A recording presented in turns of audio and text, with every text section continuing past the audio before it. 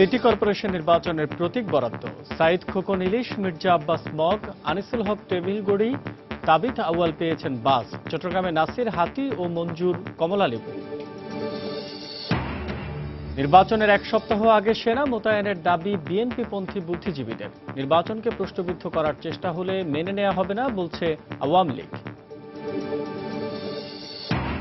প্রাণভিক্ষার বিষয়ে জানতে কামারুজ্জামানের সঙ্গে কারাগারে দুই ম্যাজিস্ট্রেটের সাক্ষাৎ। আবেদনের বিষয়ে গণমাধ্যমকে এখনো কিছুই জানানো হয়নি। মোবাইল ফোনের মাধ্যমে জনপ্রিয় হয়ে উঠছে ভ্যালু অ্যাডেড সার্ভিস। লভ্যাংশ নির্ধারণে অপারেটরদের অনিয়মের অভিযোগ অস্বীকার গ্রামীণফোনের। এবং চারুকলা চলছে মঙ্গল শোভাযাত্রার প্রস্তুতি। পশু পাখি আর নানা মুখোশে আঁকা হচ্ছে সমৃদ্ধি আর মঙ্গল বারতার ছবি।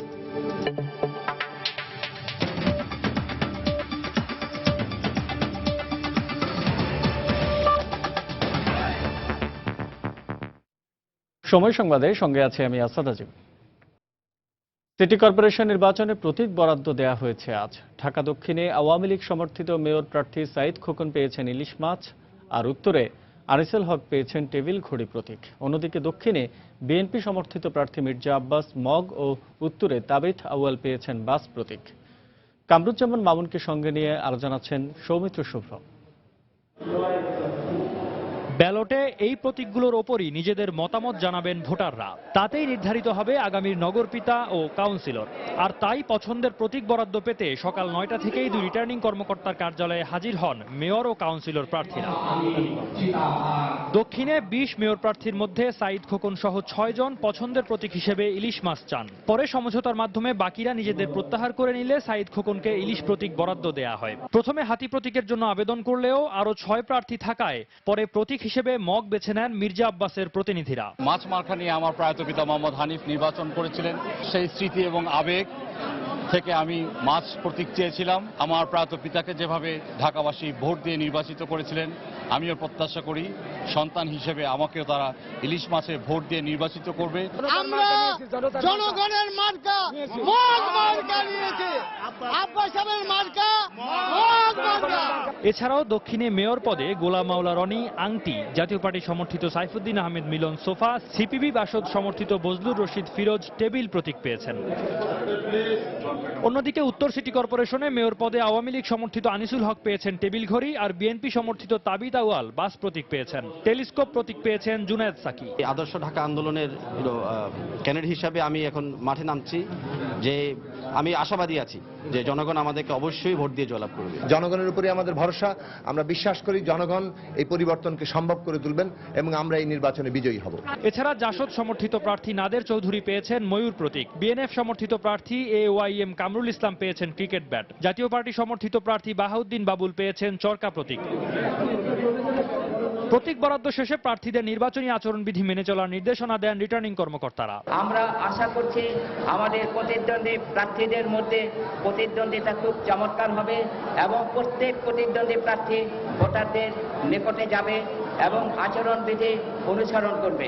প্রার্থীদের আগামী 13 তারিখ নির্বাচন কমিশনের সঙ্গে মতবিনিময়ের আমন্ত্রণ জানান তারা। সকল প্রার্থীকে আমন্ত্রণ রইল আমার তরফ থেকে। সৌমিত্র শুভ্র, সময় সংবাদ, ঢাকা। এদিকে চট্টগ্রাম সিটি কর্পোরেশন নির্বাচনে আওয়ামী লীগ সমর্থিত মেয়র প্রার্থী আজম নাসির উদ্দিনকে হাতি এবং বিএনপি সমর্থিত প্রার্থী এম মঞ্জুর আলমকে কমলা লেবু প্রতীক বরাদ্দ দেওয়া হয়েছে। সকাল 9:45 থেকে নগরের মুসলিম হলে রিটার্নিং কর্মকর্তার অস্থায়ী কার্যালয়ে মেয়র ও কাউন্সিলর প্রার্থীদের প্রতীক বরাদ্দ দেওয়া হয়। রিটার্নিং অফিসার আব্দুল বাতেন প্রার্থীদের মাঝে প্রতীক বরাদ্দ দেন। মেয়র পদে 12 জন, 41টি সাধারণ কাউন্সিলর পদে 213 জন এবং 14টি সংরক্ষিত মহিলা কাউন্সিলর পদে 61 জন প্রার্থীকে প্রতীক বরাদ্দ দেওয়া হয়। 3 পদে প্রার্থীর সংখ্যা 286 জন। তবে কোনো প্রতীক একাধিক প্রার্থী চাইলে সেক্ষেত্রে লটারির মাধ্যমে বরাদ্দ দেওয়া হয়। কমলা লেবু প্রতীকের জন্য 2 জন প্রার্থী আগ্রহ দেখালে সমঝোতার মাধ্যমে এম মঞ্জুর আলমকে কমলা লেবু প্রতীক বরাদ্দ দেওয়া হয়। আর হাতি প্রতীকের জন্য 4 জন প্রার্থী আগ্রহ দেখালে লটারির মাধ্যমে আজম নাসির উদ্দিন হাতি প্রতীক পান।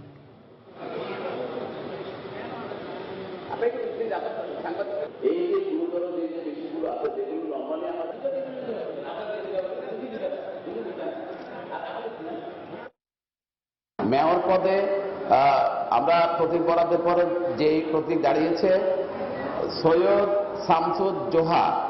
সাজ্জাদ জোহা, উনি ক্রিকেট ব্যাট প্রতীক বরাদ্দ করা হয়েছে। জনাব আরিফ মঈনুদ্দিন বাস প্রতীক, মোহাম্মদ মঞ্জুর আলম কমলা লেবু, আজম নাসিরউদ্দিন হাতি। গর্ভধারী মেয়ে আম্মা, আমি ওনার কাছে জিজ্ঞেস করেছিলাম কোন প্রতীকটা নেব। আমার আম্মা এটা বলেছেন তুমি হাতি প্রতীকটা নাও। আমার আম্মার কথাটা আমি রক্ষা করতে পেরেছি, এটা আমার সবচেয়ে বড় সন্তান। আল্লাহর অশেষ রহমতে আমরা কমলা লেবু প্রতীক পেয়েছি। আমরা নগরবাসীকে অনুরোধ করব কমলা লেবু মার্কায় ভোট দিয়ে জনাব আলহাজ মোহাম্মদ মঞ্জুর আলমকে পুনরায় নির্বাচিত করার জন্য। প্রতীক বরাদ্দের দিনও অনেকটা ব্যস্ত সময় পার করছেন প্রার্থীরা। এলাকায় এলাকায় জনসংযোগের মাধ্যমে ভোটারদের সমর্থন চেয়েছেন ঢাকার 2 সিটির মেয়র প্রার্থীরা। তবে লেভেল প্লেয়িং ফিল্ড সৃষ্টি না হওয়ার অভিযোগও করেছে বিএনপি সমর্থিত প্রার্থীরা। সকালে ঢাকা উত্তর সিটি কর্পোরেশনের মেয়র প্রার্থী আনিসুল হক উত্তরার বেশ কটি এলাকায় জনসংযোগ করেন। এ সময় ভোটারদের বাড়ি বাড়ি গিয়ে নানা প্রতিশ্রুতি দেন তিনি। নির্বাচনে ভোটাররা তাকে পূর্ণ সমর্থন দিয়ে বিজয়ী করবে বলেও আশাবাদ ব্যক্ত করেন আনিসুল হক। অন্যদিকে ঢাকা দক্ষিণে বিএনপি সমর্থিত প্রার্থী মির্জা আব্বাসের পক্ষে প্রচারে নামেন তার স্ত্রী আফরোজা আব্বাস। নগরের কমলাপুর এলাকায় বিপুল সংখ্যক কর্মী সমর্থক নিয়ে ভোট প্রার্থনা করেন তিনি। এ সময় মির্জা আব্বাস সহ দলের অন্য নেতাকর্মীর নামে মামলা প্রত্যাহার করা না হলে নির্বাচনের সুষ্ঠু পরিবেশ সৃষ্টি না হওয়ার আশঙ্কা করেন আফরোজা আব্বাস। এছাড়াও বিএনপি সমর্থিত মেয়র প্রার্থী তাবিথ আউয়াল রাজধানীর কারওয়ান বাজার থেকে জনসংযোগ শুরু করেন।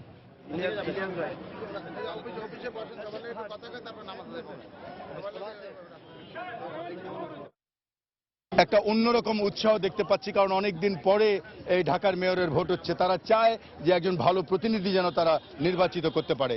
সবাই চাচ্ছেন যে ভালো করে ভোট হোক, ভালো প্রার্থীরা আসুন, ভালোভাবে উৎসব মুখর পরিস্থিতিতে ভোট দিতে পারি। কারণ আওয়ামী লীগের প্রার্থীরা কাজ করে যাচ্ছে, কোনো প্রবলেম নাই, কিন্তু আমাদের প্রার্থীরা তো সামনে আসতে পারছে না কেউ। সুতরাং সবার জন্য সমান সুযোগ সৃষ্টি না করে দিলেও তো প্রতিযোগিতাপূর্ণ নির্বাচন হবে না। তো নির্বাচন তো তাহলে সেই 5 জানুয়ারি নির্বাচনের মতো একতরফা নির্বাচন হয়ে যাবে। তরুণদের যে স্পিড, যে মেধা, ওটা ইনশাআল্লাহ যদি পিছিয়েও থাকি আমরা এগিয়ে যাওয়ার কামনা করব। যে ইলেকশন কমিশন যে প্রতিশ্রুতি আমাদেরকে দিয়েছে, আমরা আশাবাদী যে ওনারা ওনাদের কর্মকাণ্ড দিয়ে আমাদেরকে লেভেল প্লেইং ফিল্ড তৈরি করে দিবে। দর্শক, ঢাকা দক্ষিণ সিটি কর্পোরেশন নির্বাচনে আওয়ামী লীগ সমর্থিত প্রার্থী সাঈদ খোকন এই মুহূর্তে জনসংযোগ করছেন পুরান ঢাকা নবাবগঞ্জ এলাকায়। সেখানে আছেন আমাদের রিপোর্টার জাফর সাদিক। আমরা সরাসরি চলে যাচ্ছি তার কাছে। জাফর।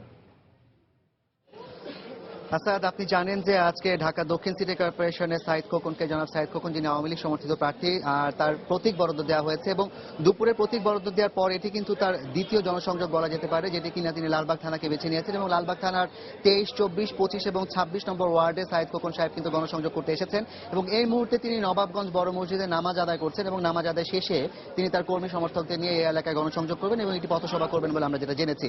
আসাদ, আমরা এখানে যেটা দেখেছি যে সাঈদ খোকন সাহেবের যারা সমর্থক আছেন এবং সাঈদ খোকনের যারা অনুসারী আছেন তারা কিন্তু ইতোমধ্যে এই নবাবগঞ্জ এলাকায় জড়ো হয়েছেন এবং তারা কিন্তু এখানে মুহুর্মুহু স্লোগান দিচ্ছেন এবং একই সাথে সাঈদ খোকনের পক্ষে তারা কিন্তু বিভিন্ন দোকানে যে তারা কিন্তু ভোট প্রার্থনা করছেন। এবং আরেকটি বিষয় আপনাকে জানিয়ে রাখি যে এখানকার সাবেক যিনি এমপি ছিলেন মোস্তফা জালাল মহিউদ্দিন, তিনিও কিন্তু আজকে সাঈদ খোকনের সাথে নির্বাচনী প্রচারণার কাজে অংশ নিতে এসেছেন এবং স্থানীয় ওয়ার্ড, থানা, আওয়ামী লীগের যারা সবাই সদস্য আছেন এবং নেতাকর্মী আছেন তারাও কিন্তু এই নির্বাচনী প্রচারণায় আজকে অংশ নিতে এখানে এসেছেন। তো আসাদ, এই মুহূর্তে নামাজ শেষ হয়েছে আর কিছুক্ষণের মধ্যেই কিছুক্ষণের মধ্যে সাঈদ খোকন তিনি হয়তো বের হয়ে আসবেন এবং তিনি তার যে নির্বাচনী প্রচারণা, ইলিশ মাছের পক্ষে তার যে ভোট প্রার্থনা সেটি তিনি করবেন। তো সবকিছু মিলিয়ে এখানে কিন্তু একটি নির্বাচনী যে উৎসব মুখর আমেজ সেটি কিন্তু বিরাজ করছে জনতার মাঝে আমরা দেখছি এবং একই সাথে নেতাকর্মীরাও কিন্তু সোৎসাহে সাঈদ খোকনের সাথে তারা এই নির্বাচনী প্রচারণায় অংশ নিয়েছেন। তো আসাদ, আর কিছুক্ষণের মধ্যে সাঈদ খোকন মসজিদ থেকে বের হয়ে হয়তো সশরীরে নির্বাচনী প্রচারণায় অংশ নেবেন। আসাদ। সহকর্মী জাফর সাদিক জানাচ্ছিলেন ঢাকা দক্ষিণ সিটি কর্পোরেশনের নির্বাচনের প্রচারণার বিষয় নিয়ে। চট্টগ্রাম সিটি কর্পোরেশন নির্বাচনে প্রতীক বরাদ্দ পাওয়ার পরপরই ভোটারদের কাছে ছুটে যান আওয়ামী লীগ সমর্থিত মেয়র প্রার্থী আজম নাসিরউদ্দিন। আর আনুষ্ঠানিক প্রচারণা শুরুতে নগরীতে শোডাউন করলেন বিএনপি সমর্থিত মেয়র প্রার্থী এম মঞ্জুর আলম। সকালে রিটার্নিং কর্মকর্তার কাছ থেকে হাতি প্রতীক বরাদ্দ পাওয়ার পরই গণসংযোগে নামেন আজম নাসিরউদ্দিন। তিনি নগরের হালিশহর, বড়পুল ও ছোটপুল এলাকায় ভোটারদের বাড়ি বাড়ি এবং ব্যবসা প্রতিষ্ঠানে গিয়ে ভোট প্রার্থনা করেন। আপনাদের কাছ থেকে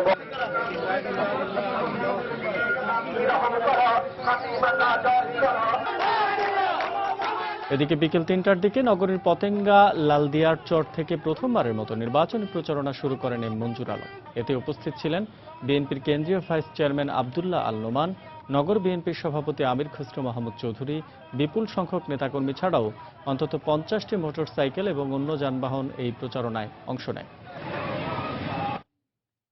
সিটি কর্পোরেশন নির্বাচনকে প্রশ্নবিদ্ধ করার চেষ্টা করা হলে তা মেনে নেওয়া হবে না বলে হুঁশিয়ারি করেছেন খাদ্যমন্ত্রী অ্যাডভোকেট কামরুল ইসলাম। সকালে রাজধানীর ডিপ্লোমা ইঞ্জিনিয়ার্স ইনস্টিটিউশনে এক আলোচনা সভায় তিনি কথা বলেন। এ সময় তিনি বলেন, মানবতা বিরোধী অপরাধে দণ্ডিত কামারুজ্জামানের ফাঁসির রায় কার্যকরের ক্ষেত্রে কোনো আন্তর্জাতিক চাপ নেই। সাধারণ মানুষের কাছে আমি আপিল জানাতে পারবো না যে সন্ত্রাসীদের ভোট দেবেন না, ভদ্রলোকদের ভালো লোকদের ভোট দেন, এই আপিল আমি জানাতে পারবো না। আর আপনি আপনার সমস্ত শীর্ষ নেতাদের নিয়ে মাঠে নামবেন, নির্বাচনী প্রচার অভিযান চালাবেন, এটা কোন নির্বাচন আচরণ বিধি? তারপরেও কিন্তু আমরা নির্বাচনী কর্মকাণ্ড থেকে আমরা বিরত থাকছি। এরপরেও যদি নির্বাচনকে প্রশ্নবিদ্ধ করার জন্য ষড়যন্ত্র করেন, আমরা প্রতিহত করবই, পরিষ্কার কথা। এই বিচারের রায় মৃত্যুদণ্ড কার্যকর করার ক্ষেত্রে কোনো বিদেশি কোনো গোষ্ঠীর চাপ নেই। জাতিসংঘ বা ইইউ সবসময় সব মৃত্যুদণ্ডের বিরুদ্ধে তারা সোচ্চার, যদিও তারা মার্কিন যুক্তরাষ্ট্র বা বিভিন্ন দেশে যে মানবাধিকার বিরোধী কর্মকাণ্ড হচ্ছে সেই ব্যাপারে তারা সজাগ না। সেই ধারাবাহিকতায় তারা একটি বিবৃতি দিয়েছেন, সকল আইনি প্রক্রিয়া সম্পন্ন করে দ্রুততম সময়ের মধ্যেই কার্যকর হবে, এতে কোনো সন্দেহ নাই। এদিকে নির্বাচনের এক সপ্তাহ আগেই সেনাবাহিনীকে মাঠে নামানোর দাবি জানিয়েছেন অধ্যাপক এমাজউদ্দিন আহমেদ। সকালে জাতীয় প্রেস ক্লাবে বাংলাদেশ ডেমোক্রেটিক কাউন্সিলের উদ্যোগে এক সেমিনারে তিনি কথা বলেন। একই সময়ে প্রেস ক্লাবে অন্য একটি অনুষ্ঠানে বিএনপি চেয়ারপারসনের উপদেষ্টা খন্দকার মাহবুব হোসেন নির্বাচনের সময় বিএনপি নেতাকর্মীদের মাঠে থেকে কাজ করার আহ্বান জানান। অত্যাচার, নির্যাতন, দুর্নীতি, গণতন্ত্রকে ধ্বংস করে এক নায়কত্ববাদ কায়েম করার জন্য এই দীর্ঘ ৬ বছরের এই সরকারের প্রচেষ্টা আজকে শেষ পর্যায়ে এসেছে। সুযোগ এসেছে ঐক্যবদ্ধভাবে গণতান্ত্রিক পদ্ধতিতে শান্তপূর্ণভাবে এই নির্বাচনে অংশগ্রহণ করে। নির্বাচনের ক্ষেত্রে মানে যাতে অন্য কোনোভাবে প্রহসনে পরিণত না হয়, এই জন্য ২৮ তারিখের আগে কমপক্ষে ১ সপ্তাহ আগে সেনাবাহিনী যেন মাঠে থাকে। সময় সংবাদ আরো থাকছে। ঢাকার মাতুয়াইলে পিকআপের ধাক্কায় মা ছেলে নিহত, মেয়ে আহত, চালককে আটক করেছে পুলিশ। এবং কালবৈশাখী ঝড়ে কুষ্টিয়ার ৩টি উপজেলার ফসলের ক্ষেত লণ্ডভণ্ড, ঋণ শোধের দুশ্চিন্তায় দিশেহারা কৃষক, সহায়তার আশ্বাস জেলা প্রশাসনের।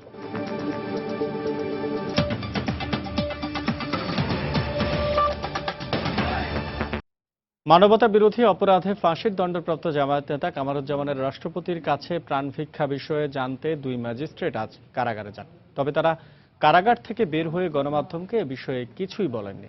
সকাল 9:45টায় কেন্দ্রীয় কারাগারে আসেন ২ ম্যাজিস্ট্রেট মাহবুব জামিল ও তানভীর মোহাম্মদ আজিম। ২ ম্যাজিস্ট্রেট কেন্দ্রীয় কারাগারে ঢোকার পরপরই প্রধান জেল সুপার ফরমান আলীও কারাগারে আসেন। ঘণ্টাব্যাপী কারাগারের ভেতরে অবস্থানের পর বেরিয়ে আসেন ২ ম্যাজিস্ট্রেট। তবে গণমাধ্যমের সঙ্গে কোনো কথা না বলে তারা চলে যান। ৮ এপ্রিল সন্ধ্যায় আলবদর কমান্ডার ও জামায়াত নেতা কামারুজ্জামানের রিভিউর রায় কারাগারে পৌঁছানোর পর রায়টি তাকে পড়ে শোনায় কারা কর্তৃপক্ষ।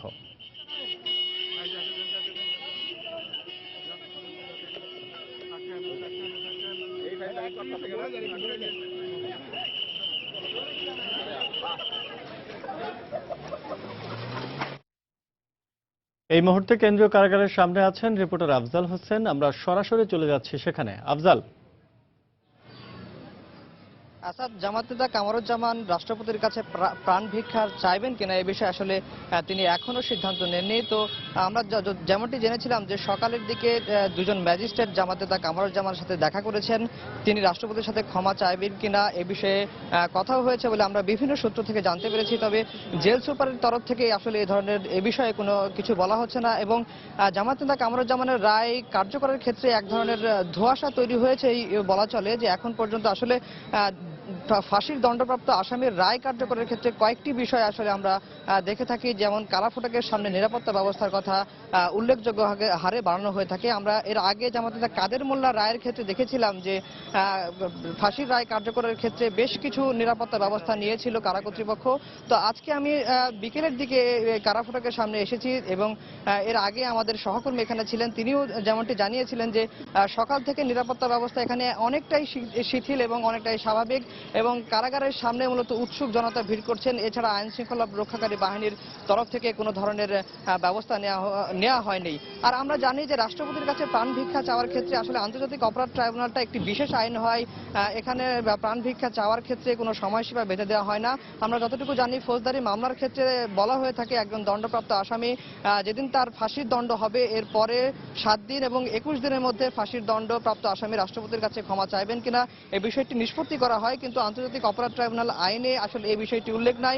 এটা আসলে বলা হয়ে থাকে আন্তর্জাতিক অপরাধ ট্রাইব্যুনাল যে আইন আছে সেই আইনে দণ্ড কার্যকরের বিষয়ে শুধুমাত্র সরকারকেই বলা হয়ে থাকে, অর্থাৎ সরকার তার সুবিধাজনক সময়ে দণ্ডটি কার্য করবে। এরপরে আমরা দেখেছি যে ট্রাইব্যুনাল সরকার স্বরাষ্ট্র মন্ত্রণালয়ে এবং কারাগারে কামরুজ্জামানের যে রিভিউ আবেদন খারিজ হয়েছিল এই আদেশটি কপি পৌঁছানো হয়। তো আমরা আসলে সকাল থেকেই দেখেছি যে আসলে কামরুজ্জামানের ফাঁসি কার্যকরের ক্ষেত্রে কারাগারের বাইরে যে ধরনের উৎসুক জনতা আছে, কিন্তু কারাগারের সামনে একই ধরনের কোনো ধরনের এ ধরনের কোনো লক্ষণ কিন্তু আমরা পাচ্ছি না। তো বলা চলে যে কারাগারের সামনে একেবারে স্বাভাবিক অবস্থা বিরাজ করছে। আসলে কামরুজ্জামানের ফাঁসি কার্যকরের ক্ষেত্রে যে আলামতগুলো দেখা যায় সেই ধরনের কোনো আলামত কিন্তু আমরা দেখতে পাইনি। তো এই ছিল কারাগার থেকে সর্বশেষ খবর। আসাদ। সহকর্মী আফজাল হোসেন জানাচ্ছিলেন কেন্দ্রীয় কারাগারের সামনে থেকে ফাঁসির রায় দণ্ডপ্রাপ্ত কামরুজ্জামানের ফাঁসির রায়ের কার্যক্রমের বিস্তারিত বিষয় সম্পর্কে। ঢাকার মাতুয়াইলে সড়ক দুর্ঘটনায় মা ছেলে নিহত এবং মেয়ে গুরুতর আহত হয়েছে। শনি আকরা থেকে 5 বছরের ছেলে হামিম ও 8 বছরের মেয়ে ঋতুকে নিয়ে মাতুয়াইলে আত্মীয়ের বাসায় যাচ্ছিলেন মা শাকিলা ইশরাত। তাদের বহনকারী রিকশাটি মাতৃসদন হাসপাতালের সামনে পৌঁছালে দ্রুত গতির একটি পিকআপ রিকশাটিকে ধাক্কা দিলে এ দুর্ঘটনা ঘটে।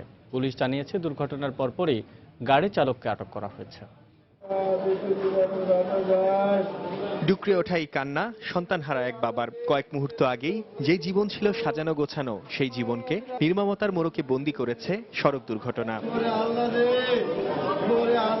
শুক্রবার সকালে শনির আকরার বাসা থেকে মাতুয়াইলে আত্মীয়র বাসায় যাওয়ার পথে সড়ক দুর্ঘটনার শিকার হন মাইনুল ইসলামের স্ত্রী শাকিলা ইসরাত ঝুমুর ও তাদের 2 সন্তান হামিম এবং ঋতু। মাতুয়াইলে মাতৃসদন হাসপাতালের সামনে হঠাৎ করে তাদের বহন করা রিকশাকে ধাক্কা দেয় একটা দ্রুতগতির পিকআপ। এক ছেলে এক মেয়ে, মেয়েটাও রিকশায় ছিল, মেয়েটা আল্লাহর রহমতে বেঁচে গেছে, আর ওয়াইফ আর ছেলেটা আর কি অন দ্য স্পট সম্মতি দিয়েছে। এটা রাস্তা দিয়ে ইউটার্ন নিচ্ছে মেডিকেলের মানে হাইওয়ে রোডের ওইখানে। তো ইউটার্ন নেওয়ার সময় একটা পিকআপ আসতেছে ফুল স্পিডে, ঠিক আছে, ফুল স্পিডে ওই গাড়িটা যখন আসতেছে তো ওই রিক্সাটা ইউটার্ন নেওয়ার আগেই ওই পিকআপটা আইসা ওই গাড়ির মধ্যে বাড়ি মারে, রিক্সার মধ্যে বাড়ি মারে। আহতদের ঢাকা মেডিকেল কলেজ হাসপাতালে নিয়ে আসা হলে মা ও ছেলেকে মৃত ঘোষণা করেন চিকিৎসকরা। পুলিশ জানিয়েছে এই ঘটনায় মামলা হয়েছে। রাস্তা যখন পার হইতে চেয়েছিল ওই যে রিক্সা, তখন ওই পিছন থেকে ধাক্কা দিলে রাস্তায় সেই রিক্সা ভেঙে পড়ে যায় আর ওই মহিলা বিভিন্ন মাথায় সহ আঘাত পায়, ছেলেটা আঘাত পায়, তো মেডিকেলে আনলে চিকিৎসা পাওয়া যায়। দুর্ঘটনার পরপরই ঘাতক চালক ও পিকআপ ভ্যানটিকে আটক করেছে পুলিশ। সামিউল মুহিত, সময় সংবাদ, ঢাকা। ফরিদপুরের সড়ক দুর্ঘটনায় 25 জন নিহতের ঘটনায় বাস চালক জাকির হোসেনকে আসামি করে মামলা করা হয়েছে। সকালে ভাঙ্গা হাইওয়ে থানার এএসআই মুমিনুর রহমান বাদী হয়ে সোনারতরী পরিবহনের চালককে আসামি করে মামলা করেন। মামলাটির তদন্তভার ভাঙ্গা হাইওয়ে থানার ভারপ্রাপ্ত কর্মকর্তা মোহাম্মদ হুসাইন সর্দারকে দেওয়া হয়েছে। এদিকে মর্মান্তিক সড়ক দুর্ঘটনায় ফরিদপুর মেডিকেল কলেজ হাসপাতালে ভর্তি আহতদের বেশিরভাগই চিকিৎসা নিয়ে চলে গেছে। বর্তমানে সেখানে 5 জন চিকিৎসাধীন রয়েছেন। এছাড়া নিহত 25 জনের লাশ স্বজনদের কাছে হস্তান্তর করা হয়েছে।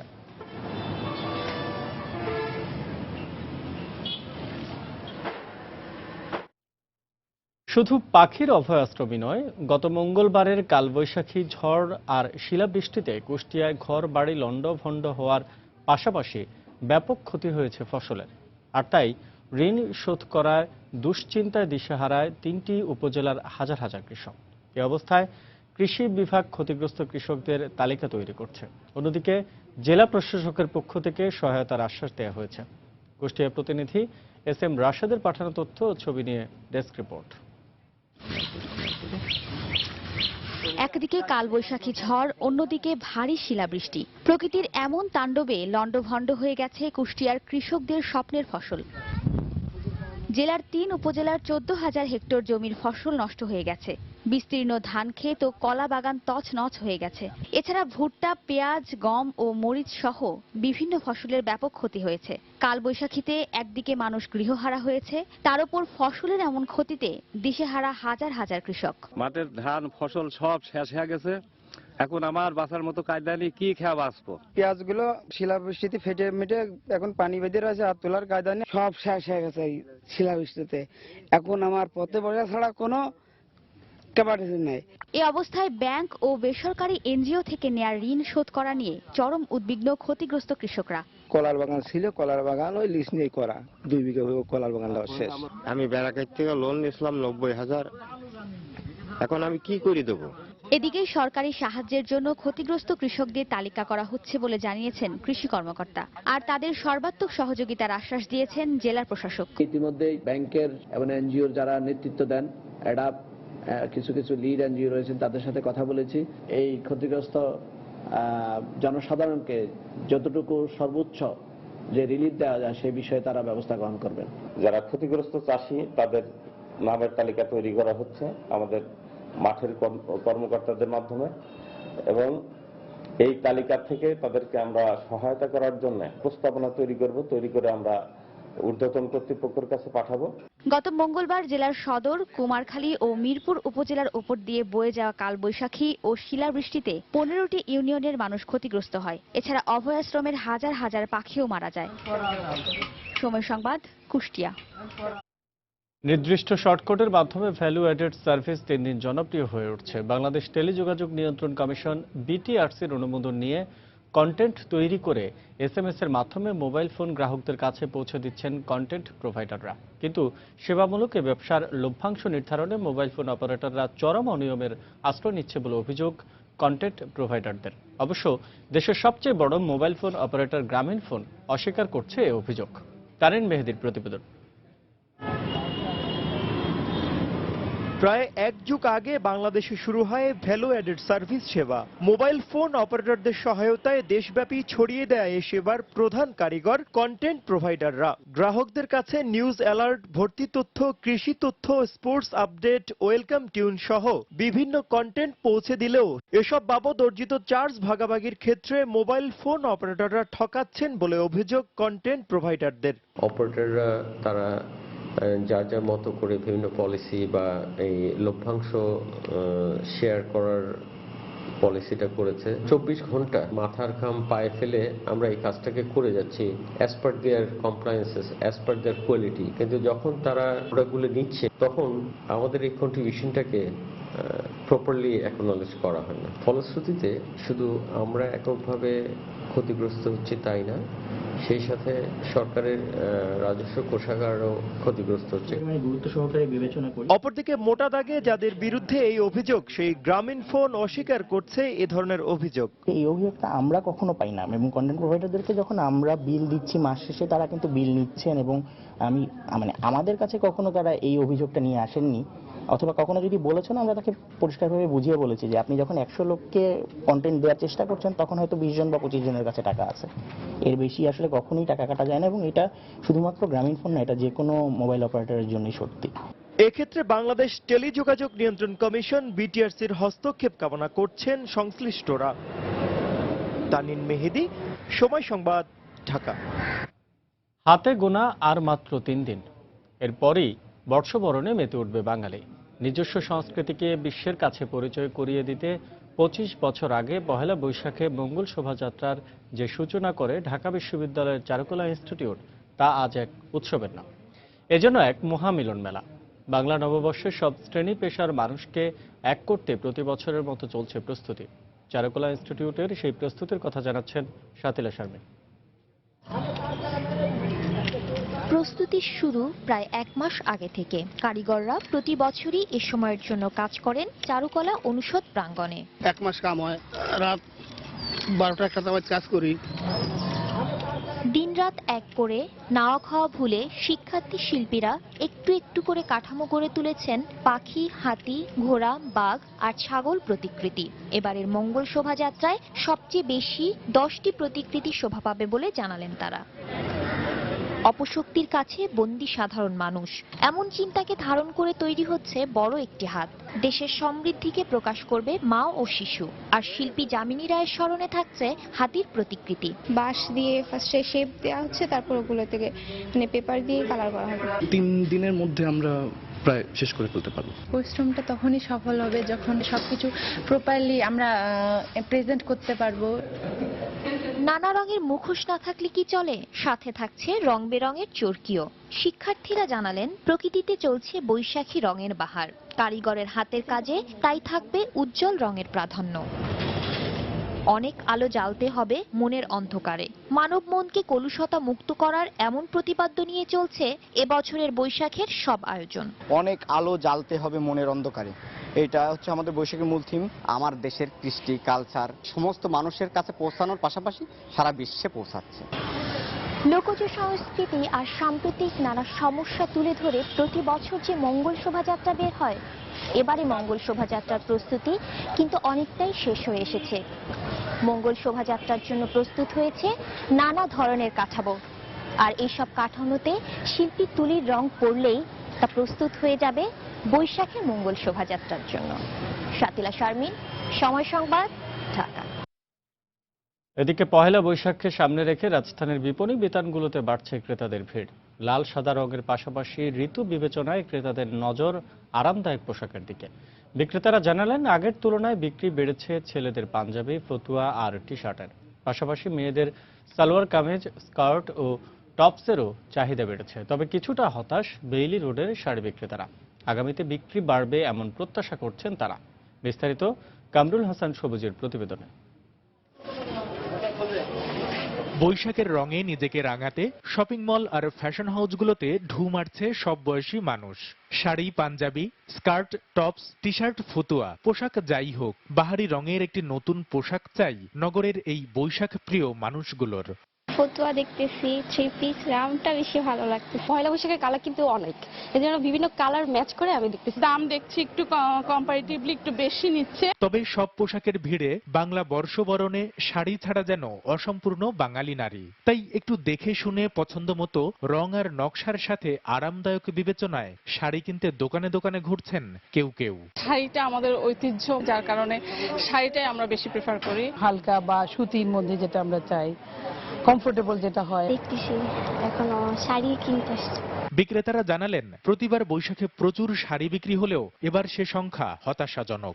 মার্চের পর থেকে মানে লাস্ট সপ্তাহ থেকে মোটামুটি বৈশাখী একটা কেনাকাটার শুরু হয়, কিন্তু এবছর ওরকম কোনো কিছুই দেখতেছি না। আগামী দিনগুলোর মধ্যে কিছুটা তো বাড়বে বেচা কিনা। বছরের প্রথম দিনটি আনন্দে কাটাতে ছেলেরাও পিছিয়ে নেই, কিনছেন পছন্দের পোশাকটি।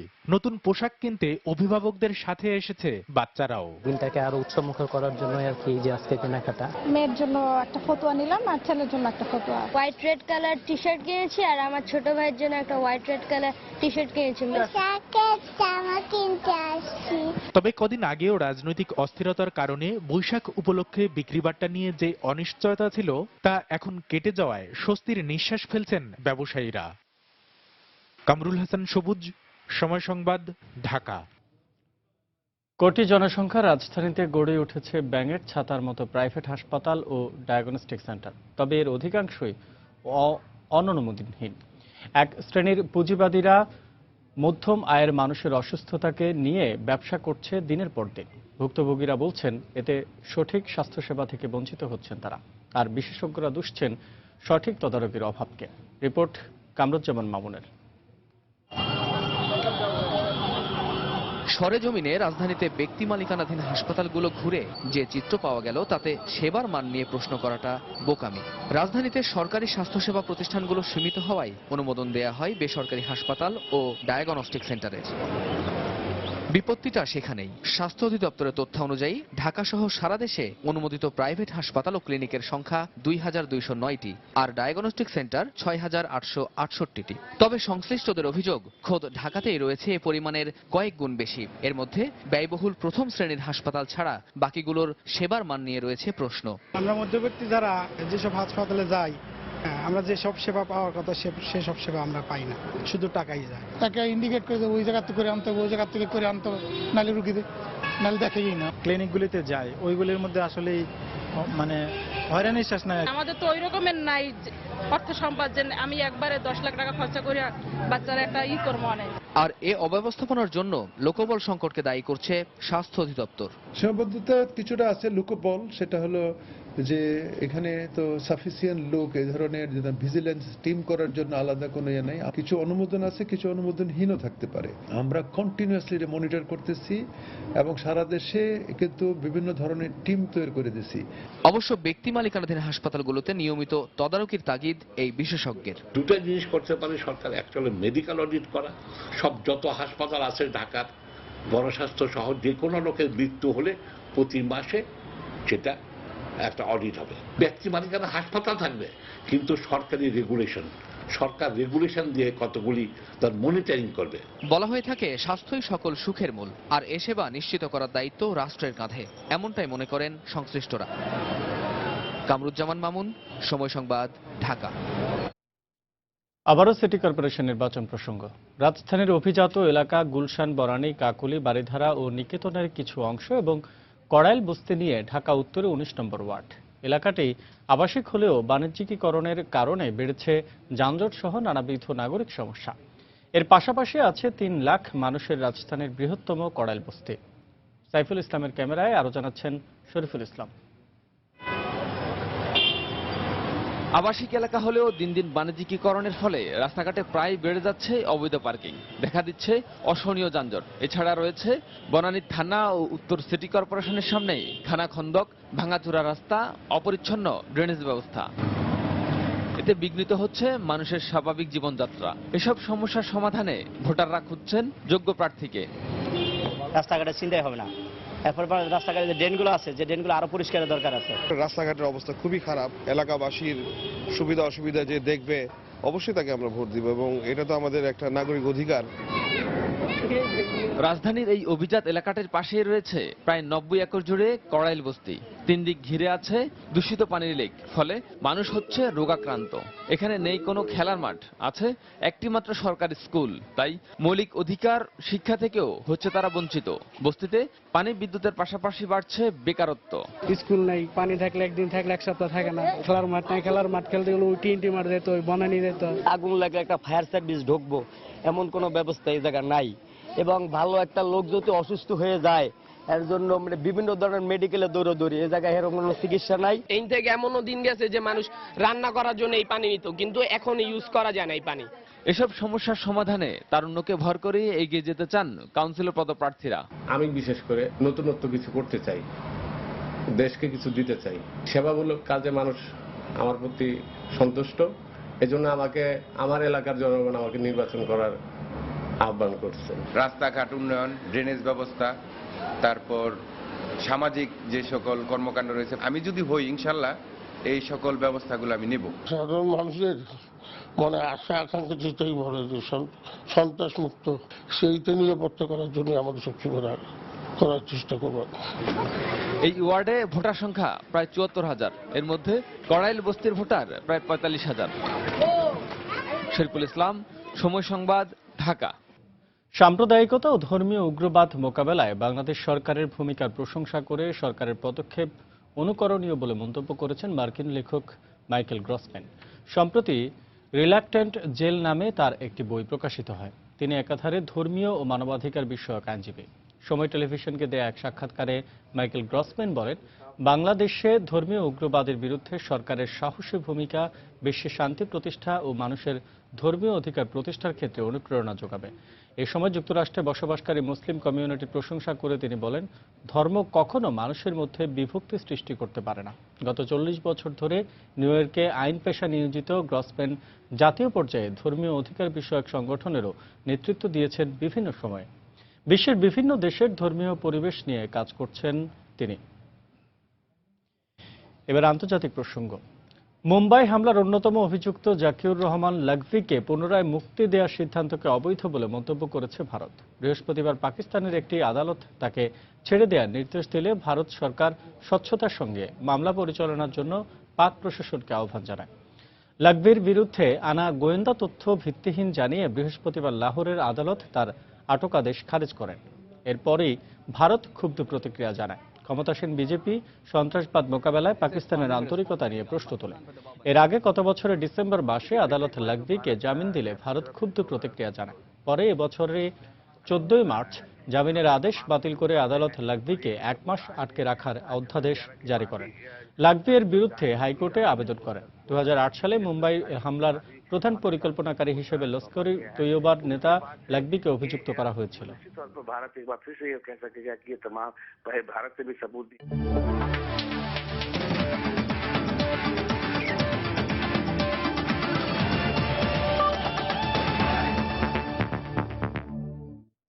সাবেক অস্ট্রেলিয়ান কিংবদন্তি ক্রিকেট অধিনায়ক, সাংবাদিক ও ধারাভাষ্যকার রিচি বেনো আর নেই। বৃহস্পতিবার সিডনিতে ঘুমন্ত অবস্থায় মারা যান তিনি। মৃত্যুকালে তার বয়স হয়েছিল 84 বছর। স্ত্রী ও 2 সন্তানসহ অসংখ্য গুণগ্রাহী রেখে গেছেন তিনি। বেশ কিছুদিন ধরেই ত্বকের ক্যান্সারে ভুগছিলেন বেনো। গেল বছরে নভেম্বরে তার মাথায় ত্বক ক্যান্সার সংক্রমণের বিষয়টি গণমাধ্যমে প্রকাশ পায়। এরপর থেকেই ধীরে ধীরে গণসম্মুখে আসা কমিয়ে দেন সাবেক এই ক্রিকেটার। অস্ট্রেলিয়ার জার্সি গায়ে 63টি টেস্ট খেলা বেনো 5 বছর অধিনায়কের দায়িত্ব পালনকালে 28টি টেস্ট জিতিয়েছেন। অস্ট্রেলিয়ার ক্রিকেট ইতিহাসে তিনিই প্রথম ক্রিকেটার যিনি টেস্টে 2000 রানের মাইলফলক স্পর্শ করেন এবং 200টি উইকেট নেন। লেগ স্পিনার অলরাউন্ডার হিসেবে ক্রিকেটের খাতায় নাম লেখানোর পর 3টি সফলতম অ্যাশেজ সিরিজ উপহার দেন কিংবদন্তি ক্রিকেটার। 1964 সালে ক্রিকেট থেকে অবসর নেওয়ার আগে 248টি উইকেট নিয়ে অস্ট্রেলিয়ার সর্বকালের সেরা টেস্ট বোলারের খাতায় নাম লেখান Richi বেনো। Using sunscreens and all sorts of things like that, I'd have played it differently.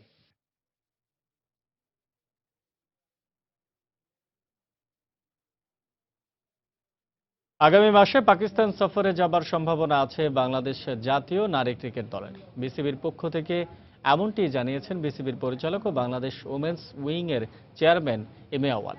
সকালে ধানমন্ডির আবাহনী মাঠে ঢাকা প্রিমিয়ার ডিভিশন নারী ক্রিকেট লিগের উদ্বোধন করতে এসে এমনটি জানান আওয়াল। সেই সাথে পাকিস্তানের নিরাপত্তা নিয়ে বিসিবির কোনো শঙ্কা নেই বলেও জানান তিনি। ক্রিকেটে নারীদের এগিয়ে নিতে প্রথমবারের মতো 12 দলের অংশগ্রহণে শুরু হয়েছে ঢাকা প্রিমিয়ার ডিভিশন নারী ক্রিকেট লিগ। উদ্বোধনী ম্যাচে মোহামেডানের মুখোমুখি হয় ওরিয়েন্ট স্পোর্টিং ক্লাব।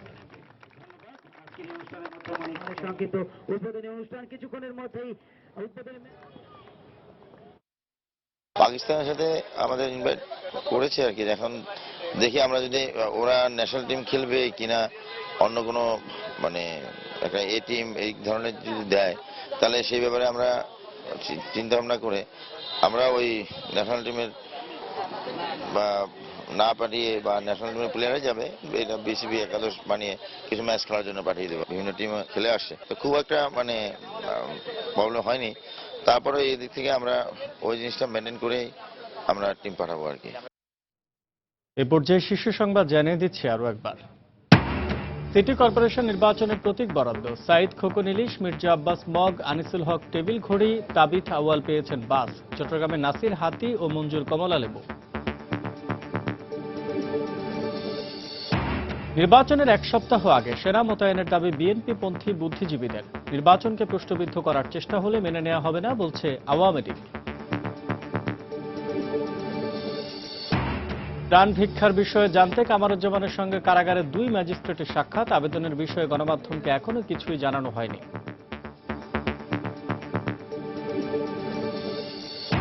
মোবাইল ফোনের মাধ্যমে জনপ্রিয় হয়ে উঠছে ভ্যালু এডেড সার্ভিস। লভ্যাংশ নির্ধারণে অপারেটরদের অনিয়মের অভিযোগ অস্বীকার গ্রামীণ ফোনের।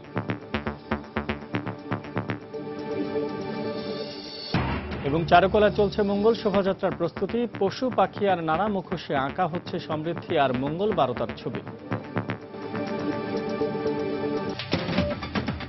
এই ছিল এখনকার মতো। যে কোনো খবর পেতে ভিজিট করুন সময়নিউজ.টিভি। যে কোনো বাংলা লিংক, রবি ও সিটিজেন নম্বর থেকে সময় সংবাদের খবর, অনুষ্ঠান সম্পর্কে জানতে এবং যে কোনো তথ্য সময় সংবাদকে জানাতে ডায়াল করুন 16252 নম্বরে। এছাড়া এই মাত্র পাওয়া খবর মোবাইলে পেতে SMS করুন স্টার স্পেস দিয়ে লিখে পাঠিয়ে দেন 16252 নম্বরে। সঙ্গে থাকুন সময়ের।